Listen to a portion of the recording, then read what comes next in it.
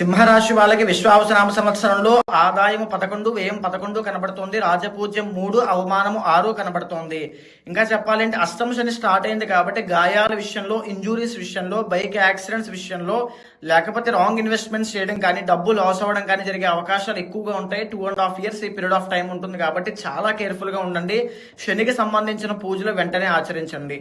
మే 15వ తారీఖు దగ్గర నుంచి అక్టోబర్ దాకా మీకు రాజయోగం అని చెప్పొచ్చు. బికాస్ గురుబలం చాలా బాగుంది కాబట్టి వివాహము, సంతానము, విద్యార్థులు, ఆర్థిక సమస్యలు ఈ 4 విషయాల్లోనూ ఖచ్చితంగా మంచి గ్రోత్ అనేది చూస్తారు.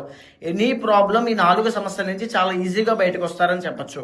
అయితే కొన్ని మంత్స్ అనేవి మీకు ఇంకా చాలా బాగున్నాయి. మే 15 నుంచి జూలై 15 దాకా, అక్టోబర్ 15 నుంచి నవంబర్ 17 దాకా రవి బలం చాలా బాగుండటం వల్ల రాజయోగం కలుగుతోంది. ఎవరైతే రాజకీయ రంగంలో ఉంటారో వాళ్ళకి రాజయోగం, పదవీ యోగం కలుగుతుంది. బంగారం వ్యాపారం చేసే వాళ్ళకి, తర్వాత ఇంకా ఎనీథింగ్ అన్నిట్లోనూ కూడా మంచి విజయాన్ని, లాభాన్ని పొందుతారని చెప్పొచ్చు. 13వ తారీఖు సెప్టెంబర్ దగ్గర నుంచి 27వ తారీఖు అక్టోబర్ దాకా కుజబలం పెరగడం మూలాన భూ వివాదాల్లో ఉన్న వాళ్ళకి మంచి ఉపశమనం కలుగుతుంది. కోర్టు వ్యవహారాల్లో విజయాన్ని పొందుతారు. భూయోగము, భూలాభము, వాహన సౌఖ్యం లాంటివి కలిగే అవకాశాలు ఎక్కువగా కనబడుతున్నాయి. సో సింహరాశి వాళ్ళు మీరు ఎవ్వరు చూస్తున్నా సరే ఈ సంవత్సరం మీకు మంచి రిజల్ట్స్ కనబడుతున్నాయి. ఎఫర్ట్స్ అనేవి ఇంకా పెంచండి, ఇంకా కష్టపడండి. విశ్వావసనామ సంవత్సరము మీకు చాలా మంచి రాజయోగాన్ని అందించబోతోంది.